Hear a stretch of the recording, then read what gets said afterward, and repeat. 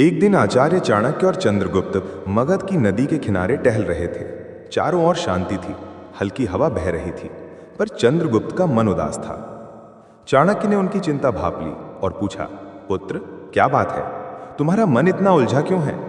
चंद्रगुप्त ने सांस ली और बोले, गुरुदेव, मैं सब पर भरोसा करना चाहता हूं, अपने नौकरों पर, दोस्तों पर, रिश्तेदारों पर, यहां तक कि विद्वानों पर भी। लेकिन बार बार कोई ना कोई धोखा दे देता है।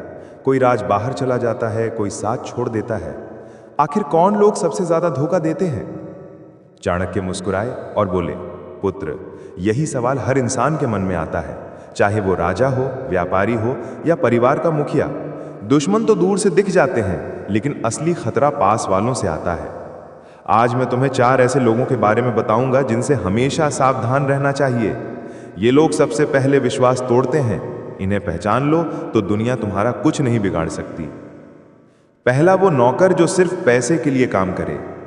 चाणक्य ने नदी के किनारे बैठते हुए कहा, पुत्र, नौकर का काम है वफादारी दिखाना, लेकिन अगर कोई नौकर सिर्फ पैसे या फायदे के लिए तुम्हारे साथ है तो वो नौकर नहीं, मौका परस्त है।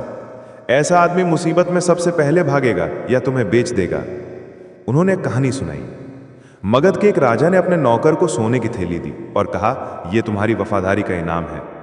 नौकर बहुत खुश हुआ, लेकिन कुछ दिन बाद पड़ोसी राज्य ने उसे 2 गुना पैसा देने का लालच दिया। अगले ही दिन उसने राजा के सारे राज दुश्मन को बता दिए। नतीजा, मगध पर हमला हुआ और वो नौकर गायब हो गया। चाणक्य बोले, पुत्र, जो सिर्फ पैसे के लिए काम करता हो वो मौका मिलते ही बिक जाएगा। सच्चा नौकर वही है जो मुसीबत में भी साथ दे। इसलिए अपने नौकरों को परखो, उनके काम देखो, शब्द नहीं। लालची नौकर तुम्हारा सबसे बड़ा गद्दार बन सकता है। दूसरा वो दोस्त जो हर बात में तारीफ करे। चाणक्य ने कहा, सच्चा दोस्त वही है जो तुम्हारी गलती बताए, लेकिन जो हर बात पर हाँ बहुत अच्छा कहे वो दोस्त नहीं, छुपा दुश्मन है। उन्होंने एक किस्सा सुनाया। तक्षशिला में एक राजा था। उसका एक दोस्त हर फैसले पर कहता, महाराज आप सही हैं।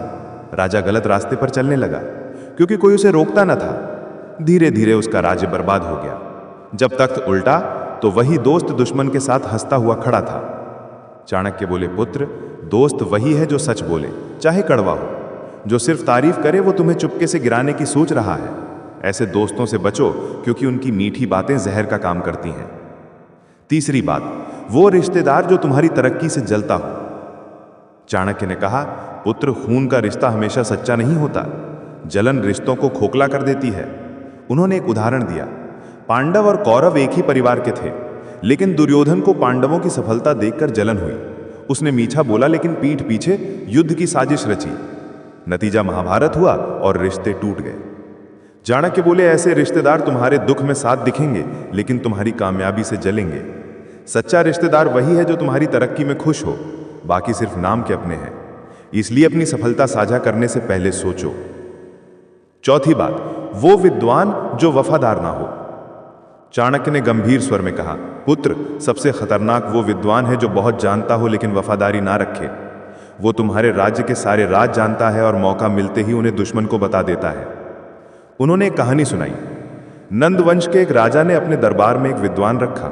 वो नीतियों का जानकार था। राजा ने सोचा, ये मेरा राज्य बचाएगा, लेकिन उस विद्वान ने दुश्मन से पैसा लिया और किले की कमजोरियां, योजनाएं सब बता दी। नतीजा, राज्य तबाह हो गया। चाणक्य बोले, ज्ञान तभी फायदेमंद है जब उसके साथ वफादारी हो, वरना वो आग बन जाता है जो सब जला देता है। सच्चा विद्वान वही है जो तुम्हारे भरोसा ना तोड़े। चंद्रगुप्त ने सब सुना और पूछा, गुरुदेव, तो क्या किसी पर भरोसा ना करें? चाणक्य मुस्कुराए और बोले, नहीं पुत्र, भरोसा करो, लेकिन आंखें खुली रखो। नौकर को उतना भरोसा दो जितना उसके काम दिखाएं। दोस्त वही चुनो जो सच बोले। रिश्तेदार वही सच्चा है जो तुम्हारी कामयाबी में खुश हो, और विद्वान वही रखो जो तुम्हारे राज की रक्षा करे। फिर उन्होंने कहा, जीवन का कवच है सावधानी। प्यार करो लेकिन सतर्क रहो। धोखा पास वालों से आता है, दूर के दुश्मनों से नहीं। चंद्रगुप्त ने सिर झुकाया और बोले, गुरुदेव, मैं समझ गया। असली समझदारी यही है कि पास वालों को परख लिया जाए। तो मेरे दोस्तों, चाहे आप राजा हों, बॉस हों या परिवार के मुखिया, इन 4 लोगों से सावधान रहो। यही चाणक्य की नीति है, यही जीवन का कवच है।